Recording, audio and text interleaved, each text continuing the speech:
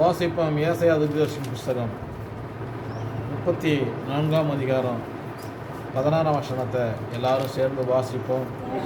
புஸ்தகத்தை தேடி வாசிங்கள். உரையாது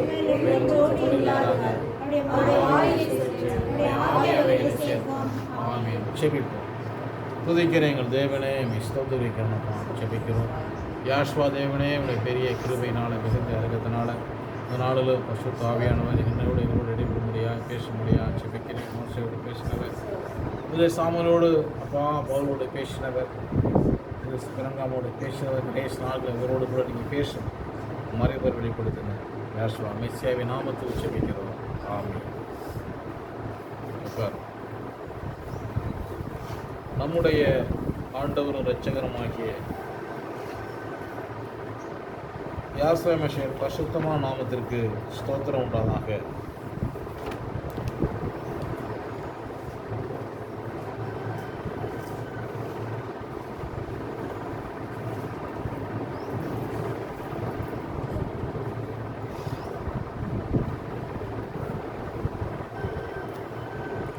மார்க் எழுதின சுவிசேஷம்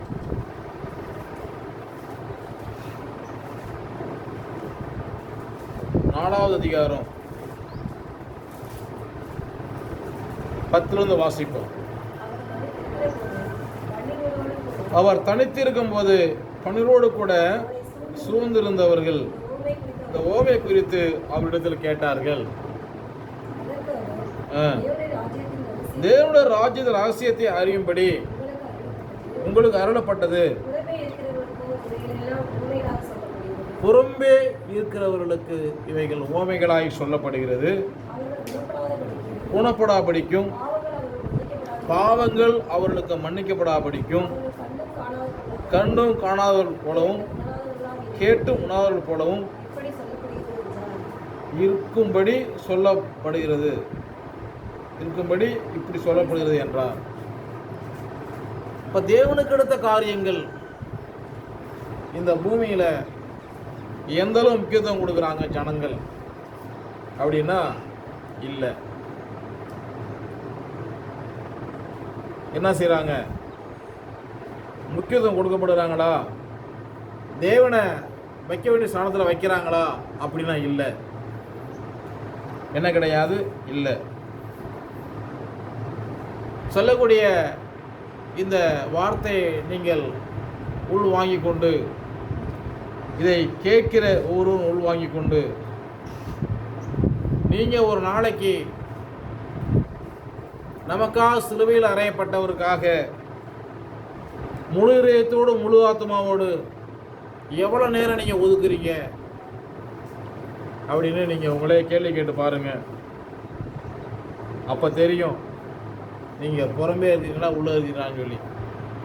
நீங்கள் கேட்கணும், எவ்வளோ நேரம் ஒதுக்குறீங்க, மற்ற கருத்தில் நீங்கள் எவ்வளோ நேரம் ஒதுக்குறீங்க. நீங்களே கேட்டு பாருங்கள். நான் உங்களை ஒன்றும் சொல்லலை, நீங்களே கேட்டு பாருங்கள். இதை கேட்க ஒருவர் என்ன செய்யுங்க, கேட்டு பாருங்கள். அவர் என்ன சொல்கிறாரு? தேவனுடைய ராஜ்யத்தை ரகசியத்தை அறியும்படி உங்களுக்கு அருளப்பட்டது. புறமே இருக்கிறவர்களுக்கும் இவையெல்லாம் ஓமைகளாய் சொல்லப்படுகிறது. தேவனுடைய ராஜ்யம், ராஜ்யனுடைய ரகசியம் யாருக்கு? சீசர்களுக்கு சொல்லப்படுது. மெசியா சொல்றாரு. மற்றவங்களும் என்னது, அது ஓமையா இருக்குது. இன்னைக்கு நிறைய பேர் அந்த ஓமையா அவ்வளவு பிடிச்சிக்கிட்டு தான் என்ன செய்யறாங்க, உப்பு எடுத்து இதான் வைரம் பாரு, இதான் வைரம் அப்படின்னு சொல்லி உப்பை தூக்கி தண்ணிக்குள்ளே போட்டதான் உப்பாது வைரமானு தெரியும். அந்த அதிகாரத்தில் மார்க்கு 4ஆம் அதிகாரத்தில்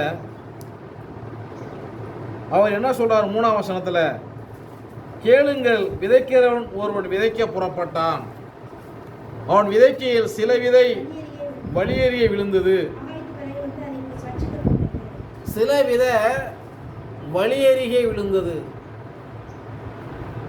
அவன் யாரு? வழிப்போக்கன்.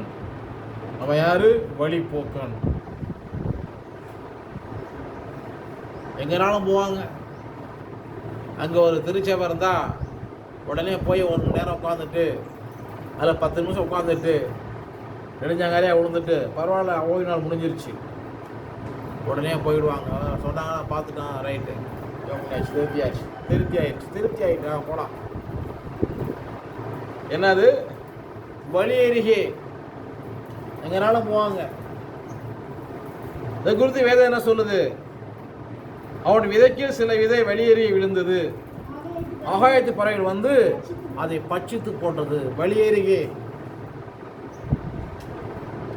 இப்படி என்னோட வாழ்க்கை இருக்கும்.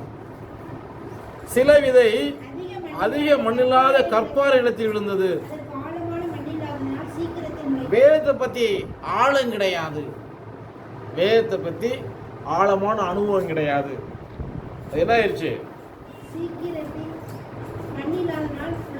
சீக்கிரத்தில் முளைக்கும், ரொம்ப உற்சாகமாக இருக்கும்.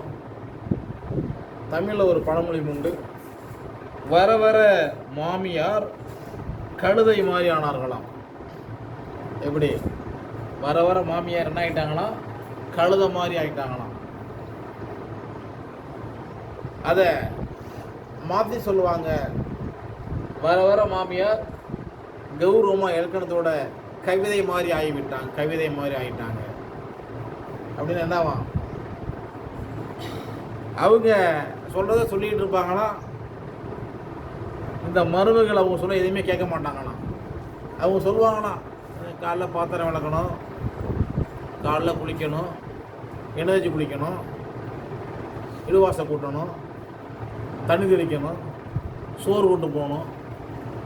என்ன அது? அது சொல்ல அது கிளவி அப்படி தான் போய்ச்சிக்கிட்டே இருக்கும். அதெல்லாம் கண்டுக்கான வேலையை நம்ம பார்ப்போம். எப்படி? வர வர மாமியார் கவிதை போல் ஆகிவிட்டார்கள். அப்போ அவங்க சொல்கிற எதுவும் என்ன கிடையாது, கேட்கறது கிடையாது.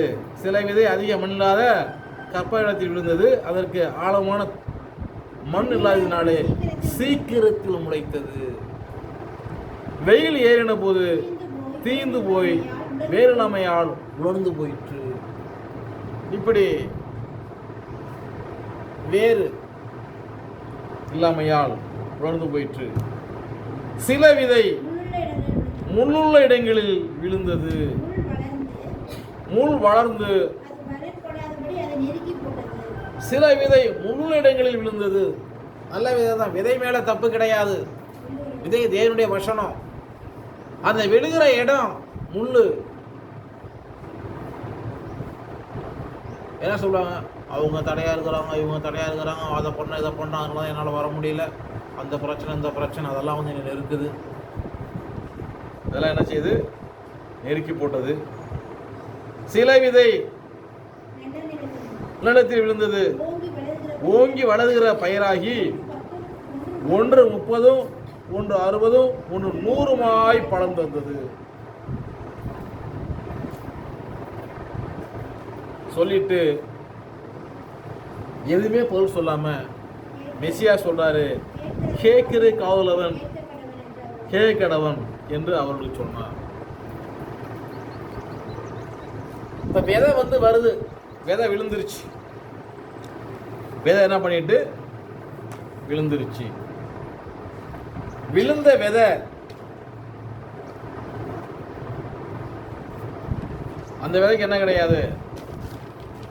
ஆழமான ஆழம் கிடையாது. ஆகையினால கொஞ்சம் ஈரத்தில் கொஞ்சம் காத்துல என்ன பண்ணிருச்சு? அது முளைச்சிருச்சு. முளைச்சி நிறைய விதைகள் முளைக்கும். பார்த்தீங்கன்னா மாடியில் கொஞ்சம் மண் இருக்கும், சில விதை முளைக்கும். மழை முடிஞ்ச ஒருபடி என்ன ஆகிடும்? கருகி போயிடும். என்ன செய்யணும்? என்ன செய்யறது? வந்து கொஞ்சம் கருகி போயிடும், அவ்வளோதான், ஒன்றும் பண்ண முடியாது. அப்போ விழுந்த விதை நல்ல நிலமாக இருந்தால் மாத்திரமே என்ன செய்யும்? 1 30, 60, 100 பலன் கொடுக்க வேண்டும். அது என்ன செய்யும்னா, முதலாவது வளர்ச்சி இருக்க வேண்டும். என்ன இருக்கணும்? வளர்ச்சி. ஒரு பிள்ளை வளருவதற்கு தேவையானது என்ன வேணும்? குளுக்கோஸ் வாங்கி கொடுத்துருவோமா? அல்லது விதமாக செல்லாக்கு வாங்கி கொடுக்குமா? அல்லது வெறும் ஆப்பிளாக வாங்கி திராட்சை வாங்கி கொட்டுவோமா? புள்ள வளருவதற்கு என்ன கொடுக்கணும்? புள்ளை வளர்க்குறவங்களாம் என்ன பண்ணுங்க? என்ன கொடுப்பீங்க? புள்ள வளருவதற்கு என்ன கொடுப்பீங்க? சொல்லுங்க பார்ப்போம். நீங்கள் புள்ள தானே வளர்க்குறீங்க, இல்லை வேற வளர்த்துட்டு இருக்கீங்களா? புள்ள வளர என்ன கொடுப்பீங்க? நீங்கள் பதில் சொல்ல மாட்டீங்க. என்ன கொடுக்கணும் இதை தெரிஞ்சு போயிருந்தா சரி. வேதம் சொல்லுது, அதுக்கு பதில் இல்லை, வேற சொல்கிறேன். இந்த ஆழமான இடத்துல விதை விழுகணும். சங்கீதக்காரன் சொல்றாரு, சங்கீதம் 42 7ஆம் வசனத்துல வாசிக்கிறப்ப, உமது மதகளின் இறைச்சலால் ஆழத்தை ஆழம் கூப்பிடுகிறது. ஆழம், மதகுகள், இறைச்சல், தண்ணி, சோதனை, பல போராட்டங்கள். இப்படிப்பட்ட சூழல்ல தேவனுடைய வசனம் ஒரு இருதயத்தில் வருதுன்னு சொன்னா, இந்த சோதனை துன்பம் வர்றப்ப அந்த வார்த்தை உள்ளத்தில் ஆழமா பதியணும். தமிழில் சொல்லுவாங்க, பசுமரத்தில் அடித்த ஆணி மாதிரி. பச்சை மரத்தில் ஆணி அடிச்சுட்டா உடனே பிடுங்க முடியாது. பட்டை மரத்தில் ஆணி அடிக்க முடியாது, சிரமம். ஆனால் பச்சை மரத்தில் ஆணி ஈஸியாக அடித்தாலும் என்ன செய்ய முடியாது, அப்புறம் பிடுங்க முடியாது. அது மாதிரி இந்த தேவனுடைய வார்த்தையானது என்ன செய்யணும்? உள்ளத்தின் ஆழத்தில் வார்த்தை இருக்கணும். அப்படி வார்த்தை இருந்தால் மாத்திரம்தான் அந்த வார்த்தை என்ன செய்யும்? 1 30 60 100 பலன் கொடுக்கும்.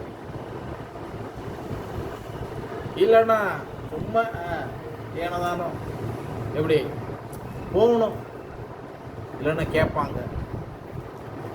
போகணும், இல்லைன்னா கேட்பாங்க. என்னென்ன கேட்பாங்க? எனக்கு ஒருத்தர் தெரியும்.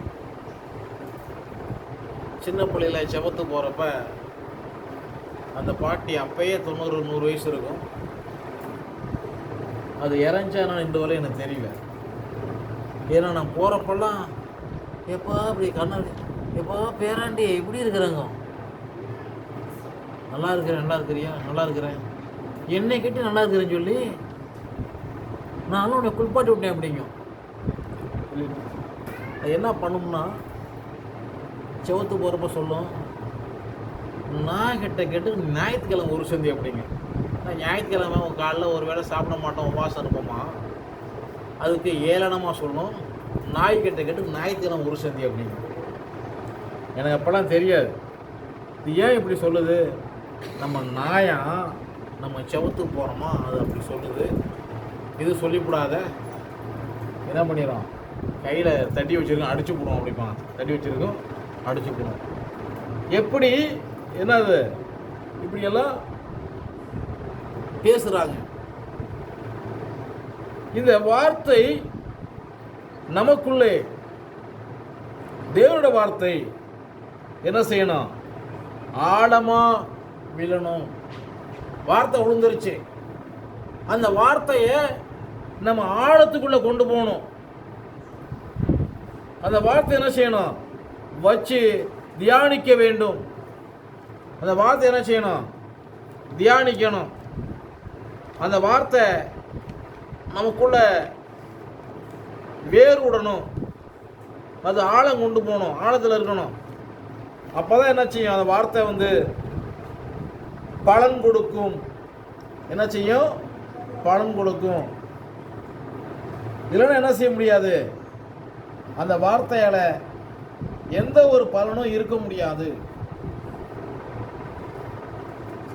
வாசிப்போம்.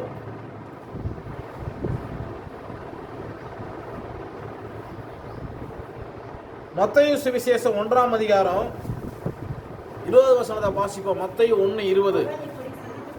அவன் இப்படி செய்து கொண்டிருக்கையில்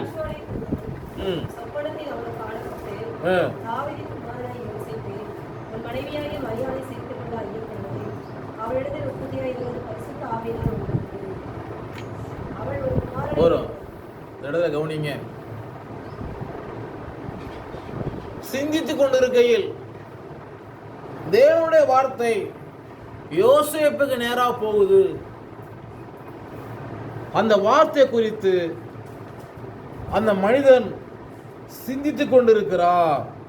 நம்ம அதை கவனிக்கணும். 12ஆம் வசனத்தை வாசிப்போம்.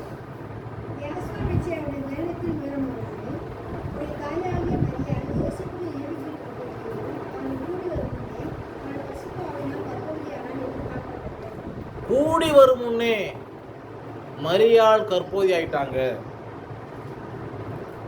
இந்த விஷயம் யோசேப்புக்கு தெரிய வருது. நீதிமான இருந்தபடினால அவமானப்படுத்த மனதில்லாமல் ரகசியமாய் தள்ளிவிட யோசனையாயிருந்தார். அல்லேலூயா. சரி, நமக்கு நிச்சயம் பண்ணிட்டாங்க. இப்போ அந்த பொண்ணு கற்போதியா இருக்குது, நம்ம அவமானப்படுத்த வேணாம், தள்ளி விட்டுருவோம்னு சொல்லி, அதுவும் இப்படி ரகசியமா தள்ளி விடுவோம். இந்த நம்ம அன்றாடு பார்க்கக்கூடிய டிவியில் நியூஸ் சேனலில் ஒவ்வொரு சேனல்லையும் அந்த கொலை குற்றங்கள், தில்லுமுழு புராடெல்லாம் என்ன செய்யும், அதை கிரைம் சொல்லி டிவியில் போடுவாங்க. அதில் ரகசியமாக அவங்க வந்து செய்வாங்க. அது ஏதாவது ஒன்று மாட்டிக்குவாங்க. அப்புறம் என்ன பண்ணும், கொஞ்ச நாளில் போலீஸு பிடிச்சிரும். இப்போ யோசேப்பு என்ன செய்கிறாரு, ரகசியமாக மரியாளை தள்ளிவிட யோசனையாக இருந்து கொண்டிருக்கிறார். அவன் இப்படி செய்து கொண்டிருக்கையில் தூதன் சப்புனத்தில் அவனுக்கு காணப்பட்டு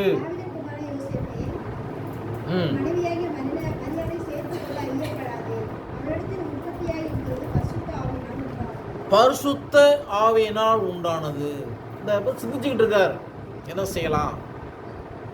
அப்பதான் யாரு பேசுறா, தூதன் பேசுறாரு. ஏன் இங்கே தேவன் பேசவில்லை என்றதான கேள்வி இன்றைக்கு இந்த உலகத்தில் அநேகருக்கு கிடையாது. இதுதான் தேவனை பற்றி ஒரு ஆழமான பக்குவம் இல்லாதது. தேவன் யார் ஆயிட்டார்? இப்ப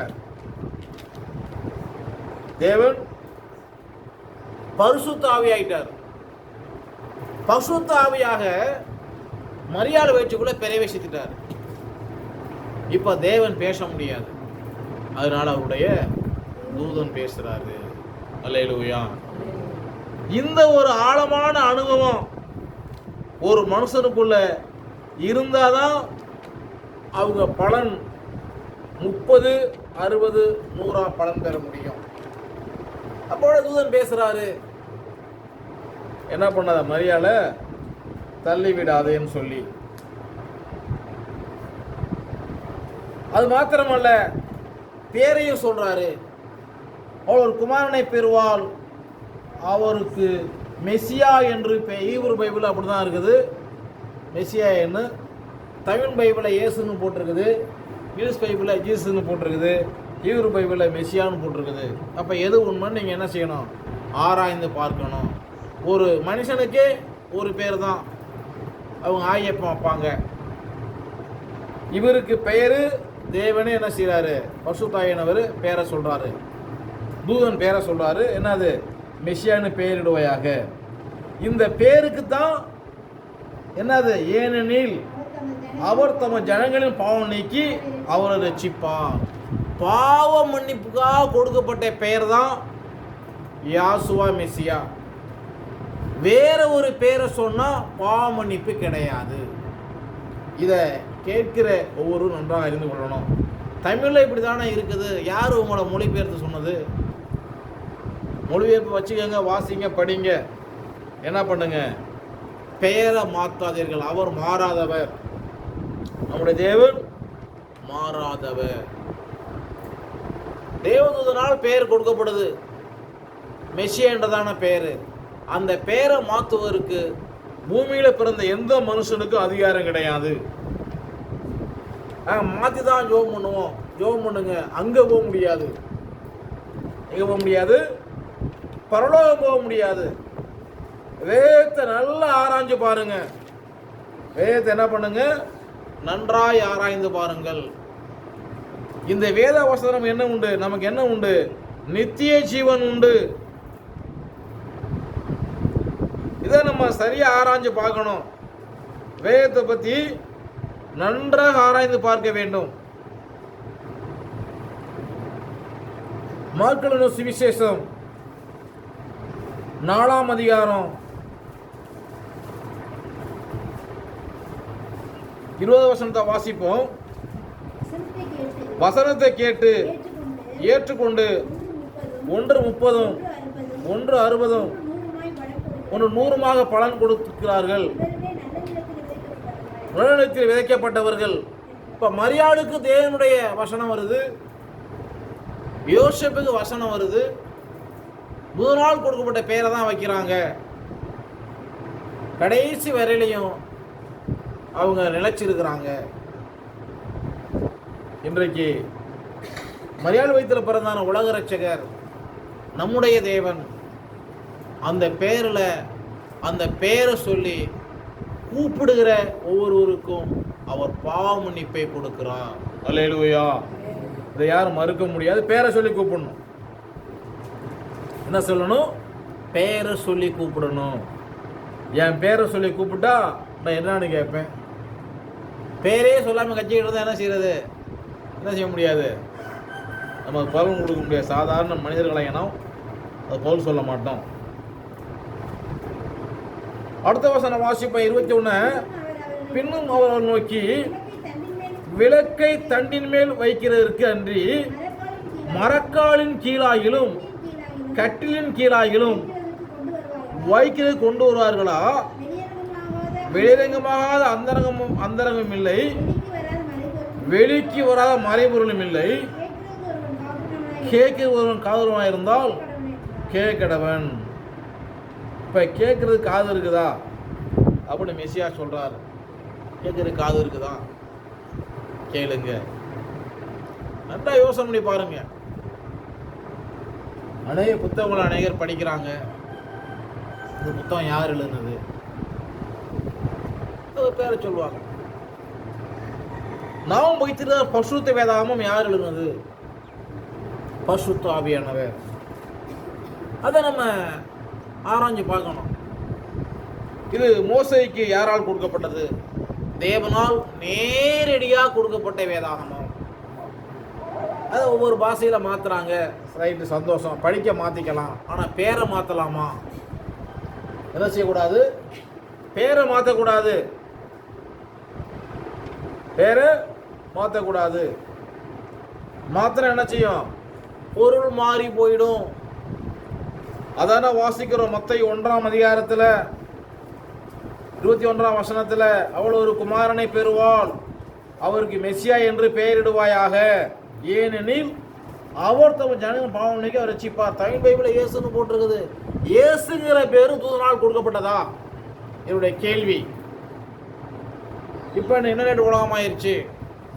நீங்கள் என்ன பண்ண, போய் விசாரிங்க. இன்டர்நெட்டில் போயிட்டு மரியாளின் மைந்தன் அவருடைய பேர் என்னன்னு சொல்லி கேளுங்க. அது கூகுள் கூட சொல்லுது பேரை. ஆனால் என்ன கிடையாது, மனுஷனுக்கு அந்த நாலேஜ் இல்லை. அப்போ எப்படி இருக்கிறாங்க? இந்த விதை எங்கே விழுந்துச்சு? அதிக மண்ணில் இடம், நல்ல நிலத்தில் விதை விழுகவில்லை. நல்ல நிலத்தில் ஒரு விதை விழுந்துச்சு. மரியாள் இருதயத்தில் என்னன்னு பாருங்க. சாப்பிட என்ன ஆயிடுச்சு? நல்ல இடத்துல ஒரு விதை விழுந்தது. விதை என்ன பண்ணிருச்சு? விழுந்துருச்சு. ஆகையினால அது 30, 60, 100 பலன் கொடுக்குது. இப்ப விதை நம்ம இடத்துல வந்து விழுந்தா அந்த விதை என்ன செய்யணும்? அது பலன் கொடுக்க வேண்டும். பலன் என்ன வருது? பலன் கொடுக்கணும், ரொம்ப முக்கியம். இந்த விதை விழுந்த விதை அதோட இல்லை. இந்த விதை என்ன பண்ணுது? மத்தேயு 1:22 சொல்லப்பட்டிருக்கு, தீர்க்கதரிசியின் மூலமாய் யாசோவால் உரைக்கப்பட்டது நிறைவேறும்படி இதெல்லாம் நடந்தது. அப்போ உரைக்கப்பட்ட வார்த்தையே மூலவித்து. உரைக்கப்பட்ட வார்த்தை தான் ஒரிஜினல். என்ன தூதனால் தேவதனால் அந்த பூமிக்கு வார்த்தை வருதோ அதுதான் ஒரிஜினல். என்ன சொல்லப்பட்டிருக்குது? தீர்க்கதரிசியின் மூலமாய் யாசோவாலே உரைக்கப்பட்டது நிறைவேறும்படி இதெல்லாம் நடந்தது. அப்போ உரைக்கப்பட்ட வார்த்தை தான் நிறைவேறும். அந்த தூதனால் கொடுக்கப்பட்ட வார்த்தையை சொல்லாம, அந்த பேரை சொல்லாம இவங்க வேற ஒரு அப்ப நிறைய பேர் சொல்றாங்க. எனக்கு அதை பத்தி எனக்கு சொல்ல தெரியாது. நிறைய சொல்லிட்டு நிலைமை என்ன ஆகும்? வேதத்தின்படி இருந்தால் மாத்திரமே பரலோகம் அங்கீகரிக்கும். வேதத்துக்கு மாறான எந்த ஒரு காரியத்தையும் பரலோகம் ஒருபோதும் அங்கீகரிக்காது. நீங்க கேட்கலாம், தொடர்பு கொள்ளுங்க. வேதாகமம் எப்பப்பெல்லாம் மாறுனுச்சு, எப்பப்பெல்லாம் பேர் மாறுனுச்சுங்கிற வேதாகமம் என் கருத்தில் இருக்குது. என்ன பண்ண தெரிந்து கொள்ளுங்கள். இதை கேட்குற ஒருவரும் எங்கே போகணும்? பரலோகம் போகணும். பாதாளம் போகக்கூடாது. என்ன செய்யக்கூடாது? பாதாளம் போகக்கூடாது. எங்கே போகணும்? பரலோகம் போகணும். வாசிப்போம். அப்போஸ்தலர்களின் புத்தகம் 19ஆம் அதிகாரம்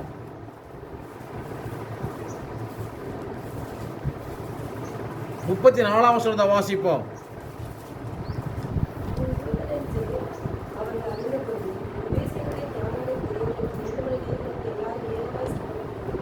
என்னங்க யூதனென்று அறிந்த பிற்பாடு எபேசருடைய தியானாலே பெரியவள் செய்கிற பெரியவள் என்று சொல்லி 2 மணி நேரம் சத்தம் போடுறாங்க.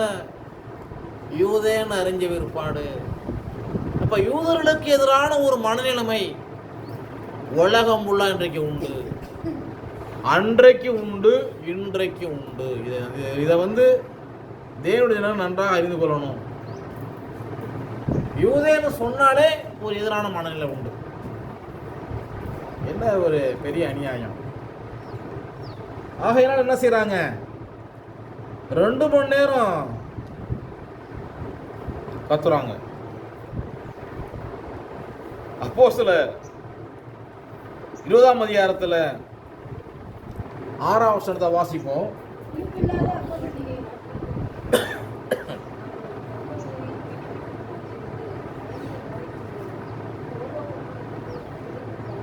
அதான் கவனிங்கள்.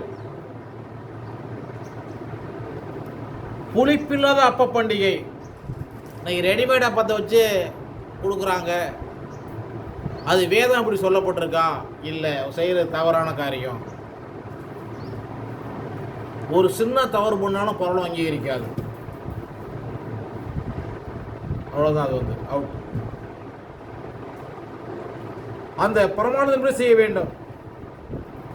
புளிப்புள்ள அப்ப பண்டிகை நாட்களுக்கு பின்பு. அப்போ புளிப்புள்ளதான் அதை சாப்பிட்றாங்க. ரெடிமேட் அப்பம் போட்டு வச்சு வாங்கி நாக்கில் ஒன்று வச்சுட்டு போ, அவ்வளோதான், முடிஞ்சு போச்சு. இது எப்படி? புளிப்பில்லாத அப்ப பண்டிகை. 7ஆம் வசனம் சொல்லுது,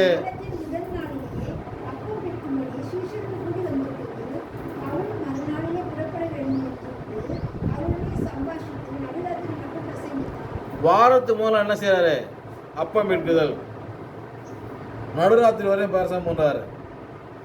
இன்னைக்கு சாயங்காலம் வரையும் பிரசவம் பண்ண எத்தனை பேர் இருப்பாங்க? ஒருத்தரம் எழும்பி சொல்லாமல் போயிடுவாங்க. இலை விட்டு போயிட்டு சொல்லாமல் போயிடணுமா? நம்ம தமிழ்நாட்டில் விட்டு போயிட்டு என்ன பண்ணணுமா? சொல்லாமல் போகணுமா? இப்போலேருந்து இன்னும் நடுராத்திரி பிரசவம் எத்தனை பேர் இருப்பாங்க? எல்லாம் சொல்லாமல் போயிடுவாங்க. எப்படி? அன்றைக்கு அவர் பிரசங்கித்தார். நம்ம எல்லாம் மறந்துடக்கூடாது. 2வது அவர் என்ன சொல்றாருன்னா,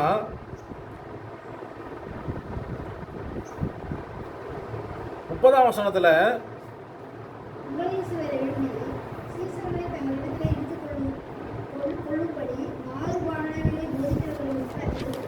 மாறுபாடான காரியங்களை ஜனங்களுக்கு போதிப்பார்கள். எப்ப?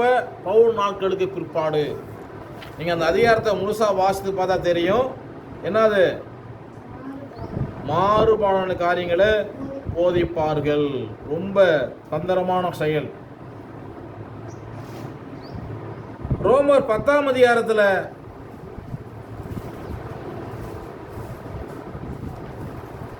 16ஆம் வசனம் சொல்லுது, சுவிசேஷம் எல்லாரும் கீழ்ப்படியவில்லை.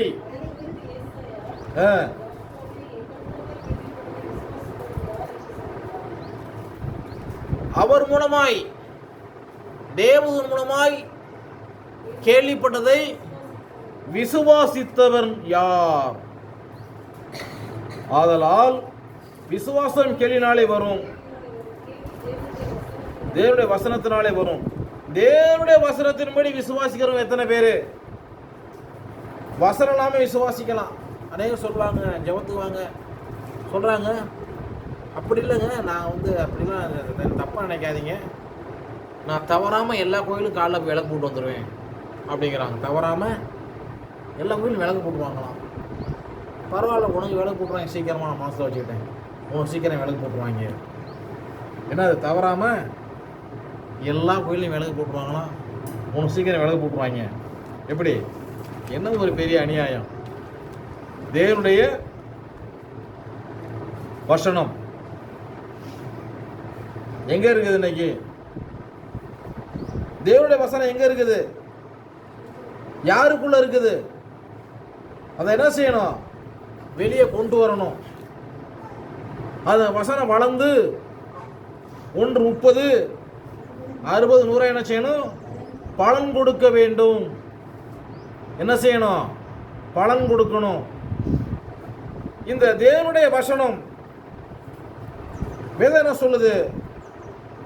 ரோமரின் புஸ்தகம் 14ஆம் அதிகாரம் 7-8 வசனங்களை வாசிப்போம். ரோமர் 14:7-8. நம்மில் ஒருவனும் தனக்கென்று பிழைக்கிறதும் இல்லை, ஒருவனும் தனக்கென்று மரிக்கிறதும் இல்லை. நம்மளா பிழைக்க கிடையாது. நம்மளுக்கு ஜீவ சுவாசத்தை கொடுத்து நாசியில் ஊதி நம்மளை தேவன் மனுஷனாக்கி இருக்காரு. நமக்குன்னு சாவுறதும் கிடையாது. பவுல் சொல்றாருல, கிறிஸ்தன ஜீவன் சாவி எனக்கு ஆதாயம் சொல்லி. நாம் பிழைத்தாலும் யாசாக்கென்று பிழைக்கிறோம், மரித்தாலும் யாசாக்கென்று மரிக்கிறோம். ஆகையால் பிழைத்தாலும் மரித்தாலும் நாம் யாசோடையெல்லாம் இருக்க வேண்டும். இந்த பூமியில நம்ம தேவனுடைய ஜனங்களாய் வாழ்ந்து கொள்ள வேண்டும், வாழ வேண்டும், இருக்க வேண்டும். என்ன வந்தாலும் சரி, அவர் தான்ப்பா. அதில் உறுதியான மன விசுவாசம், உறுதியான நம்பிக்கையாக இருக்கணும். 14ஆம் வசனம் வாசிப்போம். அந்த அதிகாரத்தில் ரோமர், தேவனுடைய ராஜ்யமானது புசிப்பும் குடிப்பும் அல்ல, அது நீதியும் சமாதானமும் பரிசுத்தம் உண்டாகும் சந்தோஷமாய். தேவனுடைய ராஜ்யம் புசிப்பும் குடிப்பும் அல்ல. அது என்னது? தேவனுடைய ராஜ்யம் புசிக்கிறதும் குடிக்கிறதும் அல்ல, அது நீதியான காரியம், சமாதானம் பரிசுத்தம் உண்டாகும் சந்தோஷமாய் இருக்கிறது. அடுத்த வசனம் வாசிப்போம்.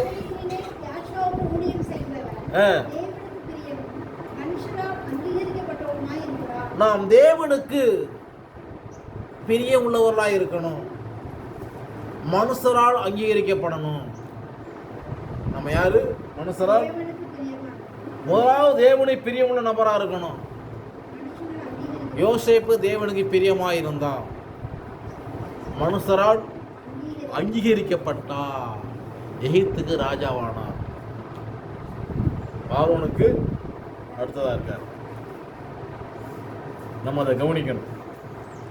வேதவசனம் நமக்கு தவறு இழைக்கல, ரொம்ப சரியா வேதவசனம் நமக்கு போதிக்கிறது, தெளிவாக இருக்குது.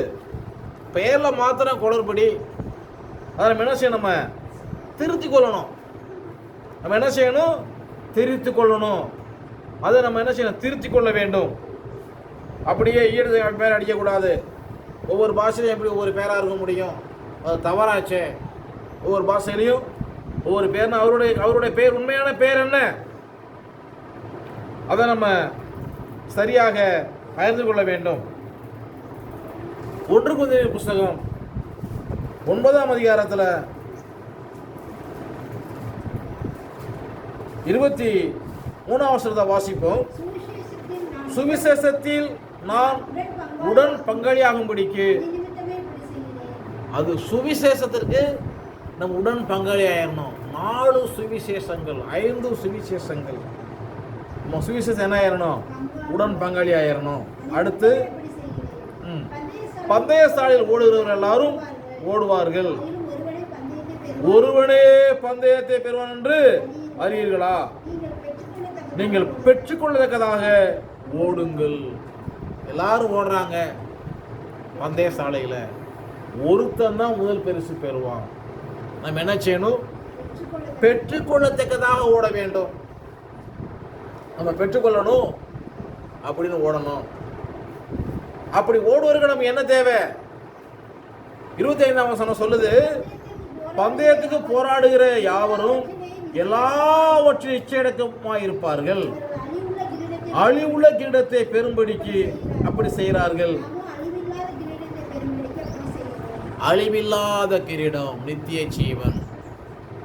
அவங்க செய்த வாக்குத்தத்தம், நித்திய ஜீவன் கொடுப்பேன். இது அழியக்கூடிய கிரீடம் கிடையாது, அழிவில்லாத கிரீடம். யுகா யுகமாய் தேவனோடு கூட வாழுகிற நம்பிக்கை இருக்குதா? இந்த செய்தியை கேளுங்க, தொடர்பு கொள்ளுங்க, நீங்கள் பரலோகம் போகலாம். இல்லை நான் சும்மா ஜெபத்துக்கு போவேன், சும்மா வருவேன், பரவாயில்ல, நீங்கள் நரகத்துக்கு போனால் நீங்கள் வர வேண்டியதில்லை. நரகத்துக்கு போகக்கூடாதுன்னு சொல்கிறேன். நரகத்துக்கு கேட்குற யாரும் என்ன செய்யக்கூடாது? நீங்கள் பாதாளத்துக்கு போகக்கூடாது. அப்போ என்ன செய்யணும்? 26ஆம் வசனம் சொல்லுது, ஆதலால் நான் நிச்சயமுள்ளவனாய் ஓடேன், ஆயத்தை அடிக்கிறவனாக சிலம்பம் பண்ணி. நிச்சயமில்லாத நபர் மாதிரி ஓடக்கூடாது. போறேன், பரலோகம் போனேன்னு தெரியல, நான் பரலோகம் போவோம். நம்பிக்கை. ஆபிரகாம்கிட்ட கேட்டு பெற்றுக்கொள்ள வேண்டும். ஆபிரகாம் சொல்றாரு வேலைக்காரனை பார்த்து, நானும் பிள்ளையாட்டானும் அவ்விடம் மட்டும் தொழுது திரும்ப வருவோம், நீங்க என்ன பண்ணுங்க, காத்திருங்கள். ஒரு நிச்சயத்தோடு கூட ஆபிரகாம் அடியெடுத்து வைத்தார், போனார், அங்கே பலி செலுத்தினார், திரும்ப வந்தார். நம்ம நிச்சயத்தோடு கூட அந்த வேதத்தை எடுத்து வாசிக்கணும். பேரில் இப்படி பிரச்சனை இருக்குதா? பேரை கட்டாயம் தெரிந்து கொள்ளுங்கள். ஒரு உண்மையான பேரை கண்டுபிடிங்க. இன்னைக்கு என்ன பண்ணுங்க, கேட்க ஒருத்தர் என்ன பண்ணு, சிரிக்க ஒருத்தர் இன்னைக்கு என்ன பண்ணுங்க, போங்க வேதத்தை ஆராய்ச்சி பாருங்க, அவருடைய உண்மையான பேரை கண்டுபிடிங்க. இல்லை நம்ம தமிழர்கள் தானே, அப்போ தமிழ்கள் நிறைய இருக்கு, கும்பிடு. நான் இஸ்ரவேலன் தேவனை வழிபடுறேன், நான் இஸ்ரவேலன், நான் தைரியமான ஆயுதம் சொல்லுவேன். உங்களால் சொல்ல முடியுமா? உங்களால் சொல்ல முடியுமா? புதிய பாட்ட போக சொல்றாருல, இவர் ஒன்றும் இல்லை, ஆண் ஒன்றும் இல்லை, பெண் ஒன்றும் இல்லை, புது சிருஷ்டியே காரியம். இது தெரிந்து கொள்ளணும், இந்த சத்தியத்தை உணர்ந்து கொள்ள வேண்டும். அப்ப அவர் என்ன சொல்றாரு? அதனால் நான் நிச்சயம் இல்லாதவனாக ஓடேன், ஆகாயத்தை அடிக்கிறவனாக சிரமம் பண்ணேன். நன்றாக தெரியுங்கள், தெரிந்து கொள்ளுங்கள். நிச்சயம் இல்லாதவர்களாக போதவர் பிரசங்கம் பண்றார், எல்லாரும் பரலோகம் போலாம், உங்களை ஆசீர்வதிக்கிறார். அடுத்த வசனம், மற்றவர்களும் பிரசங்கம் பண்ணுகிற நான் தானே ஆகாயமாய் பாதபடிக்கு என் சரீரத்தை ஒடுக்கி கீழ்படுத்துகிறேன். எத்தனை பேர் பிரசங்கம் பண்றாங்க? எத்தனை பேர் பிரசங்கம் பண்றாங்க? அவங்க பரலோகம் போவாங்களான்னு தெரியாது, அவங்க பரலோகம் போவாங்கன்னு தெரியாது. தாத்தா கிட்ட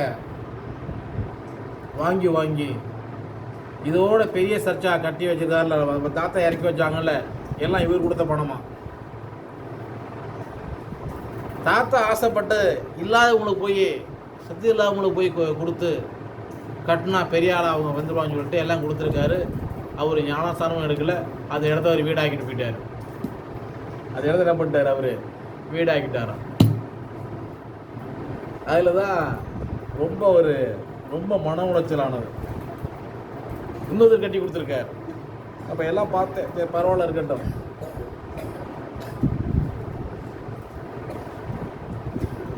இதெல்லாம் நம்ம தெரிஞ்சுக்கணும்.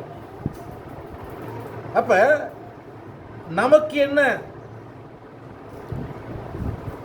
இந்த பூமியில தேவனுடைய பெரிய கிருபையினால இரக்கத்தினால இந்த பரிசுத்த வேதாகமத்தை நாம் பார்க்கும்படியாக தேவன் நமக்கு கிருபை கொடுத்தார்.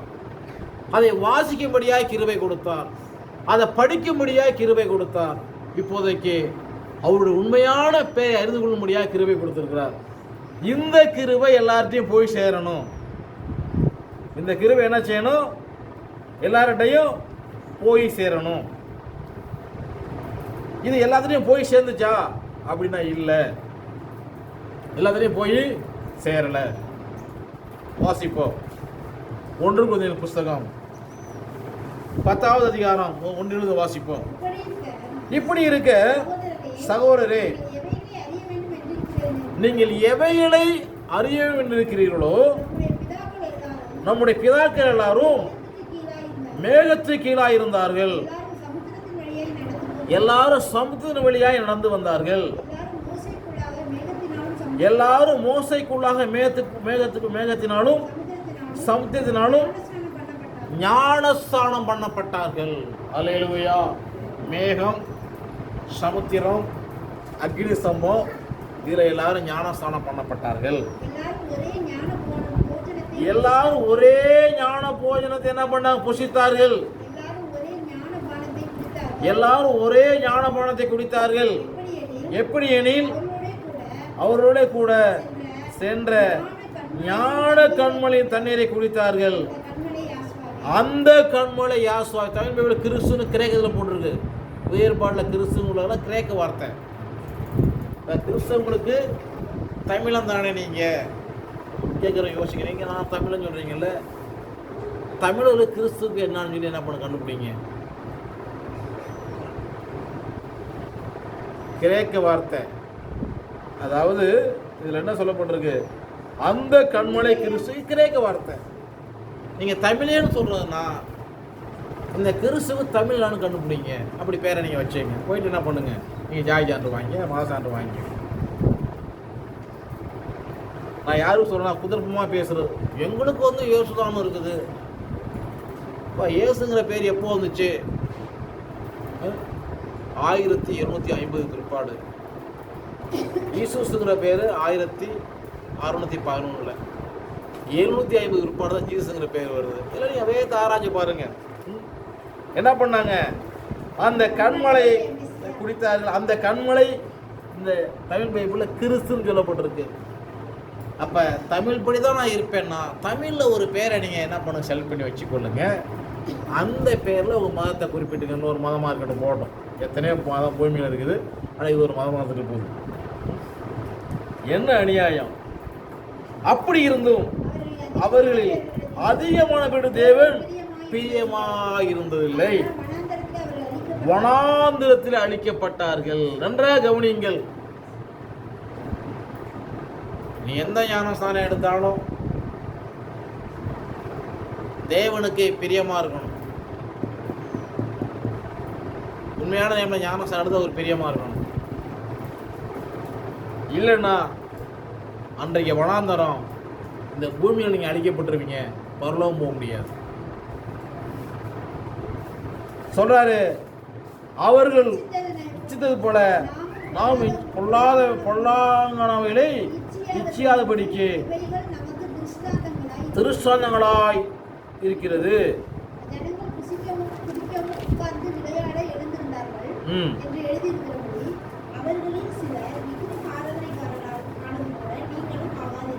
எப்படி? விக்கிரக ஆராதனை நீங்கள் என்ன பண்ணுவீங்க? ஆகாதீங்க. தேவனுடைய ஜனங்கள், தேவனை ஏற்றுக்கொண்டவர்கள் அந்த காரியத்தை பின்பற்றி போகக்கூடாது. நான் போவேன், அவங்க விருப்பம், சுயாதீனம் என்ன உண்டு? அவருக்கு சுயம் உண்டு. சுயத்தை என்ன செய்ய முடியாது? தேவனுடைய வசனத்தால் மாத்திரம்தான் ஜெயிக்க முடியும், மற்றபடி ஜெயிக்க முடியாது. பாட்டு பாடுவாங்க, சுயமின்னில் சாம்பலாய் மாற சுத்தாவியே அனல் மூட்டு. பாட்டு பாடுவாங்க சுயம் சாம்பலா மாறணும்னு. என்ன மாறாது? சுயம் சாம்பலாய் மாறாது. நன்றாக அறிய வேண்டிய காரியம். அந்த 1 கொரிந்தியர் 10ஆம் அதிகாரத்தில் 15 வாசிப்போம். உங்களை புத்திமான் என்று எண்ணி பேசுகிறேன், நான் சொல்லுவதை நீங்களே நிதானித்து பாருங்கள். அல்லேலூயா. நான் சொல்லக்கூடிய காரியங்களை நீங்கள் என்ன பண்ணுங்க? நிதானித்து பாருங்கள். நாம் ஆசீர்வதிக்கிற ஆசீர்வாதத்தின் பாத்திரம் மெஸ்ஸியாவோட ரத்தத்தின் ஐக்கியம் இருக்கு அல்லவா? சருது ஐக்கியமா இருக்கு அல்லவா? அந்த ஒரே அப்பத்தில் நாம் எல்லாரும் பங்கு பெறுகிறபடியால் அனைவரான நாம் ஒரே அப்பமும் ஒரே சரீரமாக இருக்கிறோம். நன்றாக கவனிங்கள். இதை நீங்கள் நல்லா செஞ்சு பார்க்கணும், நிதானித்து பாருங்க. ஏன் ஒரு அப்பத்தை எடுத்து மெஸ்ஸியா பிட்டு கொடுத்தார்? இன்னைக்கு இந்த பூமியில் உள்ள சபைகள், நான் தான் பெரிய சபை, நான் தான் மனவாட்டி, நான் தான் பரலோகம், நான் தான் சியோனுக்கு அடுத்த இடம், நான் தான் வானத்தின் வாசல்னு சொல்லி அவர் ஒரு பேரை வச்சுட்டு இருக்கிறாங்க. அவங்க எத்தனை அப்பத்தை பிட்டு கொடுக்குறாங்க ஜனங்களுக்கு? ஒரே அப்பம் பிடுக்கிறாங்களா? அல்லது ஒரே மாவில் பிடுறாங்களா? அல்லது போட்டு இடம் விட்டு இடம் கொண்டு போகிறாங்களா? ஒரு குறிப்பிட்ட பகுதியில் ராமாயணம் கொடுக்க போகிறப்ப வீட்டுக்கு வீடு போகக்கூடாதுன்னு வசனம் இருக்கா இல்லையா? இந்த வீட்டில் திருவிழத்து கொடுத்துட்டு அடுத்து கொஞ்சம் தூரம் போகணும், அதை கொண்டு வந்துடுறேன்னாங்க. இதை இங்கே முடிச்சிடுங்க, அங்கே போய் என்ன செய்யணும்? அங்கே புதுசாக எடுத்து பிணையணும். என்ன செய்யக்கூடாது? வீட்டுக்கு வீடு கொண்டு போகக்கூடாது. கடையில் விற்பாங்கன்னா வாங்கி கொடுப்பாங்களாம், ஆளுக்கு ஒன்று வாயில் வைப்பாங்களா எடுத்துகிட்டு போனீன்னு. எப்படி? அந்த ஒரே அப்பத்தை நாம் எல்லாரும் பங்கு பெறுகிறபடியால் அடையாளம் நாம் ஒரே அப்பமும் ஒரே சரீரமாக இருக்கிறோம். நன்றாக பாருங்கள். மாம்சத்தின்படியான இஸ்ரவேலரை பாருங்கள், பலிகளை புசிக்கிறார்கள், பலிபீடத்தோடு எப்படி இருக்காங்க? ஐக்கியமா இருக்கிறாங்க. இப்ப ஏன் இந்த பலி ராபோஜனம்? அவரோட ஐக்கியம். எங்கள் ஐக்கியம் பிதாவோடும் அவர் குமாரன் யாசோமியாவோடு இருக்குது, அவரோட ஐக்கியம். அதை புசிக்கலைன்னா அவரோட ஐக்கியம் கிடையாது. வீட்டில் அப்போ சுட்டு சாப்பிடலாம், அது வேறு.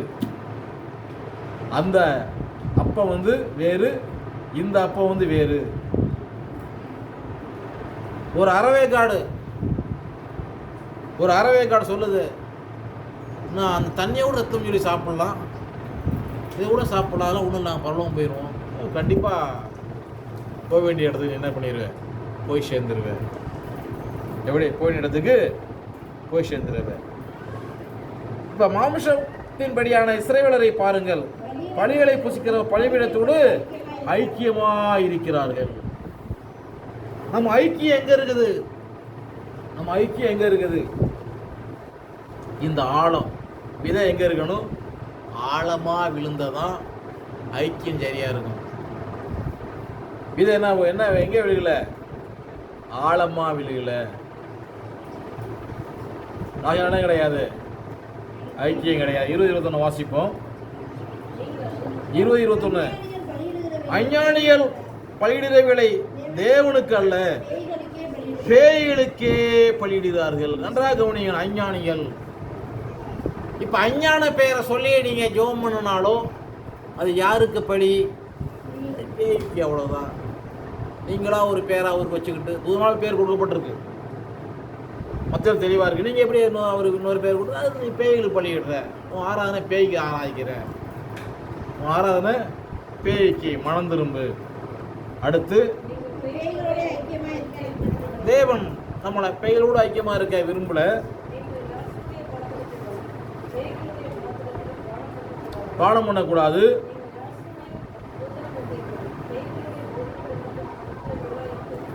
ரெண்டையும் நான் சொல்லுவேன். இப்போ அநேக இடங்களில் பெரிய இது மாதிரி பெரிய ஒரு கட் அவுட்டில் ஜீசஸ்னு எழுதியிருக்கும், கீழே இயேசுன்னு போட்டிருக்கோம். எப்படி அவங்க ஆராய்க்கிறாங்க. இப்போ எந்த பேர் பாது, இந்த பேரா அந்த பேரா? எந்த பேரு? எந்த பேர்ல இருக்கிறீங்க? எந்த பேரு? எங்க போயிட்டு இருக்கிறீங்க? எங்க போறோம்? எங்க போயிட்டு இருக்கிறோம்? நம்ம எங்க போகணும்? அப்ப நம்முடைய ஓட்டம் பந்தய சாலையில் ஓட நம்ம என்ன செய்யணும்? சரியா ஓடணும். இங்க ஆரம்பிக்கிற ஓட்டம் நேர பரலோகம் போகணும். அதான் பிலிப்பியருக்கு பவுல் அப்போஸ்தலன் எழுதுகிறார். பிலிப்பியர் 2ஆம் அதிகாரம் 14ஆம் வசனத்துல, நான் வீணாக ஓடினதும் வீணாய் பிரயாசப்பட்டதும் இல்லை என்கிற மகிழ்ச்சி மெசியாவின் நாளில் எனக்கு உண்டாயிருப்பதற்காக ஜீவவசனத்தை பிடித்துக் கொண்டு உலகத்தில் பிரகாசிக்கிற நீங்கள் என்ன சொல்றாரு? கோணலும் மாறுபாடும் சந்ததி நடுவிலே குற்றமற்றவர்களாய் கவலற்றனும் தேவனுடைய மாஸ்டர்ட்டு நன்றாக கவனியுங்கள். நீங்க கோணலும் மாறு. இப்போ 4 பேர் 10 பேர் இடத்துல இருக்கிறோம். ஒரு 1000 ரூபா 10,000 பணத்தை காணும். இந்த இடத்துல ஒரு 10,000 பணத்தை காணும். இந்த இடத்துல 10,000 திடீர்னு பணத்தை காணவில்லை அப்படின்னு வைத்துக் கொள்வோம். அந்த பணத்தை எடுத்தவங்க யாரு? திருடர். மற்றவங்க குற்றமற்றவர்கள். இதுதான் வேதங்கிறதான உன்னை எடுத்துக்கிட்டு எல்லாரும் போயிட்டு இருக்கிறாங்க. அப்ப கோணலும் மாறுபடுமான சந்ததியின் நடுவிலே குற்றமற்றவர்களும் கபடற்றவர்களும் தேவனுடைய மாசற்ற பிள்ளைகளுமாய் இருக்கும்படி மெசியா சொன்னாரு. இவருடைய நேசகுமாரன் இவருக்கு செவி கொடுங்க அப்படின்னா. எப்படி இந்த உலகத்துல தேவனுடைய பிள்ளைன்னு சொல்றவங்க பல குணாசியத்தில் இருப்பாங்க. அவங்க மத்தியில நம்ம உறுதி யாரா இருக்கணும்? குற்றமற்றவரும் மாசற்ற பிள்ளைகளுமாய் பரலோகம் போகணும். அவங்க நடுவில் நம்மளை தேவன் வேறுபடுத்துறாரு. இதை குறித்து வேதத்தில் நிறைய பாயிண்ட் நிறைய உண்டு. ஒரு சம்பவத்தை நான் உங்களுக்கு எச்சரிக்கை சொல்றேன். ஈசாயுடைய பிள்ளைகள்ல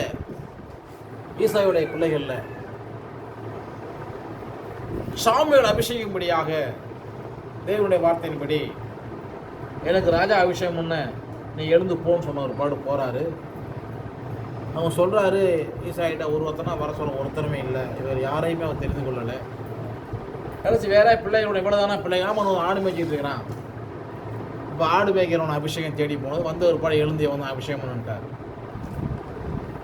அவங்க ஈசாயோட பிள்ளைகள் அத்தனை பிள்ளைகள் இருந்தாலும் தேவனுடைய வார்த்தையை உள்வாங்கின, அந்த வார்த்தை ஆழமாய் பெற்றுக்கொண்ட அந்த மனுஷன் யாருன்னா தாவீது ஒருவர் மாத்திரம்தான். அல்லேலூயா.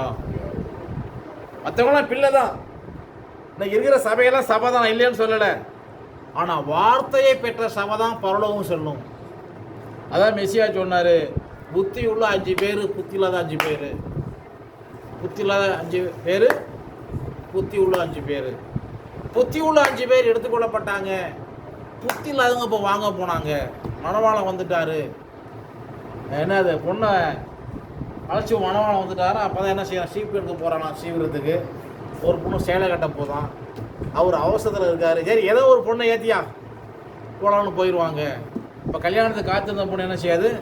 போக முடியாது. இது உலகத்தை நம்ம பார்க்குறோமா இல்லையா? இப்போ நம்ம என்ன இருக்கணும்? நம்ம எப்படி இருக்கணும்? அப்படி இருப்பதற்கு தேவனுடைய வார்த்தை நம்ம இடத்துல விழுந்துருச்சு. அந்த நல்லத்தில் விழுந்த விதைய நம்ம எப்படி பக்குவப்படுத்தணும்? தமிழ்ல ஒரு பாட்டு பாடுவாங்க உலக மனிதர்கள், நிறைய இடத்துல சொல்லுவாங்க. நந்தவனத்தில் ஒரு ஆண்டி அவன் 4 மாதமாய் குயவனை வேண்டி கொண்டு வந்தான் ஒரு தோண்டி, அதை கூத்தாடி போட்டு உடைச்சிட்டாம்பாங்க. அப்ப இந்த பூமியில மனிதர்கள் பிள்ளை வர வேண்டி என்ன பண்ணுவாங்க, பிள்ளைகளை தேடி அந்த பிள்ளைகளை ஒழுங்காக வளர்க்க மாட்டாங்களாம், போட்டு உடைச்சிருவாங்களாம். அப்படி அவங்க பாடினாங்க. இப்போ நம்ம இந்த பூமியில் இருக்கிறோம், நம்ம என்ன செய்யணும்? நாம் தேவனுடைய பிள்ளைகளாக இருக்கிறோம். இது வேதம் சொல்லுது, பிதாவானவரும் பாராட்டின அன்பு எவ்வளவு பெரிதென்று பாருங்கள். அல்லேலூயா. இது எவ்வளவு பெரிய ஒரு பாக்கியம். நம்ம யாரா இருக்கிறோம்? 1 யோவான் 3வது அதிகாரம் 1 வசனம் சொல்லுது, நாம் தேவனுடைய பிள்ளைகள் என்று அழைக்கப்படுவதனாலே பிதாவானவரும் பாராட்டின அன்பு எவ்வளவு பெரிதென்று பாருங்கள். உலகம் அவர் அறியவில்லை, நம்மையும் அறியவில்லை. நாம் தேவனுடைய பிள்ளைகள், அந்த உலகம் அறியாது. நம்ம யாரு? தேவனுடைய பிள்ளை. உலகம் நம்மளை அறியணும்னு அவசியம் நமக்கு கிடையாது. யோசேப்பை உலகம் அறியல. யோசேப்பு உயர்த்தப்பட்டார். யோசேப்பு என்ன செய்யல? உலகம் அறியல. அவங்க நிறைய பேர் அங்கே தானே இருக்கிறாங்க. சிலர் பேர் நிறைய பேர் அங்கே தானே இருக்கிறாங்க. வேதத்தை பாருங்க, நிறைய விதைகள் ஒரு விதை நல்ல நிலத்தில் விழுந்துச்சு. விதைக்க போகிறான், மார்க் 2 வருஷம் ஒரு விதை தான் நல்ல நிலத்தில் விழுந்துச்சுன்னா, ஒரு விதை மாத்திரமே நல்ல நிலத்தில் விழுந்தது. மற்ற விதையெல்லாம் என்ன பண்ணுச்சு? கற்பாறை மேலே விழுந்துச்சு, முள் மேலே விழுந்துச்சு, வழியேறிய விழுந்துச்சு. என்ன செய்யல? ஒரு விதை மாத்திரம் நல்ல நிலத்தில் விழுந்தது. அல்லேலூயா. நம்ம என்ன செய்யணும்? நல்ல நிலத்தில் விழுந்த விதையாக இந்த பூமியிலே அவருடைய பிள்ளையாக இருக்க வேண்டும். வேதம் சொல்லுது, நல்ல மனுஷனுடைய நடைகளை யாசுவா உறுதிப்படுத்துவார். அல்லேலூயா. நன்றாக கவனியுங்கள். நம்ம நல்ல நிலத்தில் விழுந்த விதையாக என்ன செய்யணும்? இந்த பூமியில அவருக்காய் வாழணும். ஏன்னா நம்ம அவருடைய பிள்ளை. வேதம் சொல்லுது, நாம் தேவனுடைய பிள்ளைகள் என்று. அவருடைய வார்த்தையை கேட்டு நம்ம சரியா இருந்தோம்னா அவருடைய பிள்ளை. நமக்கு அழிவு கிடையாது. நம்ம அந்த பூமியில அழிந்து போக மாட்டோம். இது என்னது? பிதாவானம் பாராட்டின அன்பு எவ்வளவு பெரிது என்று பாருங்கள். உலகம் அவர் அறியப்படினாலே நம்மையும் அறியவில்லை. உலகம் அவர் அறியல. அன்றைக்கு மெசியாவை உலகம் அறியவில்லை, இன்றைக்கு மெசியா உலகம் அறியல. இவங்க ஏசுங்கிறாங்க, கர்த்தருங்கிறாங்க, ஜீசுங்கிறாங்க, லாடுங்கிறாங்க, காடுங்கிறாங்க. எந்த லாடு எந்த காடுப்பா? ஹீப்ருல லாடுன்னு தேட ஆரம்பிச்சா பாகால். ஹீப்ருல போய் லாடுன்னு சொன்னா பாகால். என்ன சொல்றாங்க? Praise the Lord. நாமளும் இஸ்ரவேலர் தான். நீ பாகாலை வழிபடுற, நீ பாகாலுக்கு துதியை செலுத்துற. ஜாக்கிரதை. வேதம் என்ன பண்ணுங்க? நல்லா ஆராய்ஞ்சு பாருங்க. வேதத்தை என்ன பண்ண? ஆராய்ஞ்சு பாருங்க. என்ன உண்டு அவைகளா? என்ன உண்டு? நமக்கு நித்திய ஜீவன் உண்டு. சும்மா இல்லை. வேதம் என்ன பண்ணுங்க? நல்லா ஆராய்ஞ்சு பாருங்க. அப்படி ஆராய்ஞ்சு பார்த்தீங்கன்னா உங்களுக்கு என்ன கிடைக்கும்? நித்திய ஜீவன் கிடைக்கும். 1 யோவானின் புத்தகம் 5ஆம் அதிகாரத்தில் 2ஆம் வசனத்தில் அவர் சொல்றாரு,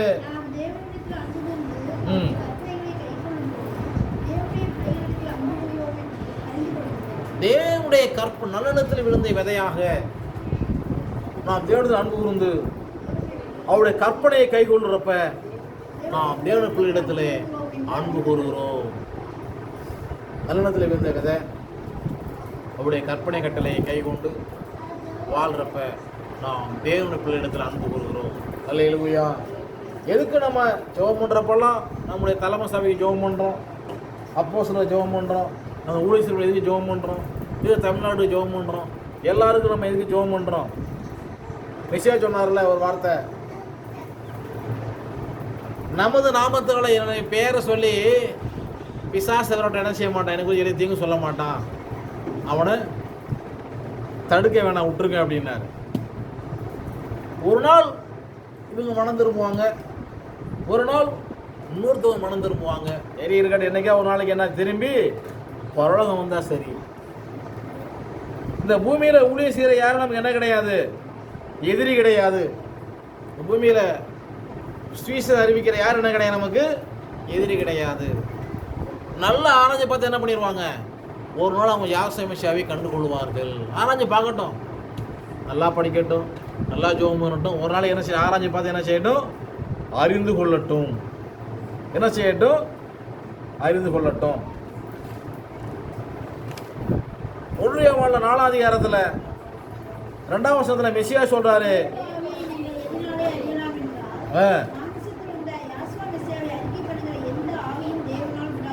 இப்ப மாமிசத்துல வந்து அறிக்கை பண்ணுகிற ஆவி, மாமிசத்துல மரியாள் வயித்துல பிறந்து என்னென்ன வாசித்தோம், மெசியா, யாசுவா மெசியா. இப்ப யாசுவா மெசியா அந்த பூமியில அறிக்கை பண்றாங்க. அறிக்கை பண்ண தேவாவி, வேற ஒன்று அறிக்கை பண்ணா அது வேற ஆவி. அந்த ஆவிக்கு நம்மகிட்ட என்ன கிடையாது, பதில் கிடையாது. நன்றாக கவனியுங்கள். மாமிசத்துல வந்த யாசுவா மெசியா அவங்க அறிக்கை பண்றாங்களா? 2ஆவது சொல்லுது, தமிழ்ல இயேசுன்னு போட்டிருக்கு, ஜீசுன்னு போட்டிருக்குது. இப்ப எதை, அவர் ஒருவர் இல்லையா? அவர் ஒருவர் தானே, ஒரே தேவன் தானே, ஒரே தேவன். அவர் யாரா இருக்காரு?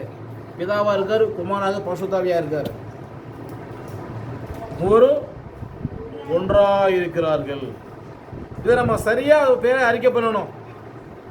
மாமிசத்தில் வந்த யாசுவா மெசியா அறிக்கை பண்ணா எந்த ஆவியும் தேவனால் உண்டானதல்ல, வரும் என்று நீ கேள்விப்பட்ட அந்த இருசனுடைய ஆவி அதுவே இப்போது உலகத்தில் இருக்கிறது. அது முதலே வந்துருச்சு. அங்கேயே என்ன பண்ண, பேரை படிப்படியாக மாற்றிட்டாங்க. இதை உள்ளபடி புரிந்து கொள்ளணும்.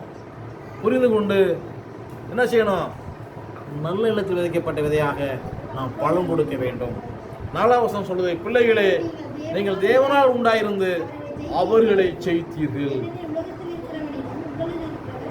தேவனால் உண்டான மாத்திரம்தான் இந்த ஆவிகளை ஜெயிக்க முடியும்.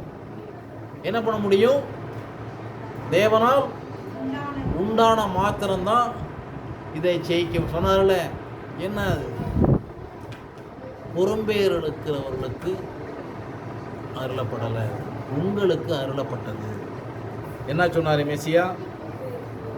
மார்க்கு விசேஷத்தில் என்ன சொல்றாரு? தேவனுக்கு அடுத்த அவர் ராஜ்யம், 4ஆம் அதிகாரம் 11ஆம் வசனம், அதற்கு அவர் தேவன ராஜ்யத்தின் ரகசியத்தை அறியும்படி உங்களுக்கு அருளப்பட்டது. புறம்பே இருக்கிறவைகள் ஓமைகளாய் சொல்லப்படுகிறது. ஓமையை முடிச்சுட்டு இருக்கிறாங்க. அவர் சொன்னாரு, பிதா குமாரன் பரிசுத்த பேர்ல ஞானஸ்நானம் 10:20-19 உங்களுடைய கட்டளையாக கைகொள்ளும்படி நீங்கள் புறப்பட்டு போய் சகல ஜாதிகளையும் சீசராக்கி அவர்களுக்கு பிதா குமார் பரிசுத்த பேரை ஞானஸ்நானம் கொடுத்து. என்ன அது? ஓமையை சொன்னார், பிதா குமார் பரிசாவி. அப்போ அதே பிதா குமாரன் எப்பா பிள்ளையை கூப்பிட்டு கடைக்கு போய் ஒரு பலாப்பழம் வாங்கிட்டு வா அப்படின்னா பலாப்பழம் வாங்கிட்டு வந்து அப்படியே கொட்டிக்கிறது. பலாப்பழத்தை வாங்கிட்டு வந்து அதை அமுக்கி பார்த்து காயாக இருந்தால் என்ன செய்யணும்? யார் யார் எப்படி பண்ணுவாங்களோ தெரியாது. அது பலாப்பழம் நிறையா சாப்பிட்டா சுகர் கிடையாது. நீங்கள் எனக்கு நான் சொல்கிறேன், கேட்குற திருட்டு எதாவது பண்ணிக்காதீங்க. நான் எப்படி சாப்பிடுவேன்னா, பலாப்பழம் வாங்குறப்ப கொஞ்சம் செங்காயம் வாங்கிட்டு வந்து வேப்பங்குச்சியை வெட்டி காம்பை ஒடிச்சிட்டு பால் இறந்ததுக்கப்புறம் என்ன செய்யணும், சீவிட்டு அதை அடித்து வச்சிடணும். அடித்து வெயிலில் வச்சிடணும். ஒரு நாள் வெயிலில் வச்சுட்டு மறுநாள் அவ்வளோ பலாப்பழம் இருந்தனாலும் ஒன்றும் பண்ணாது.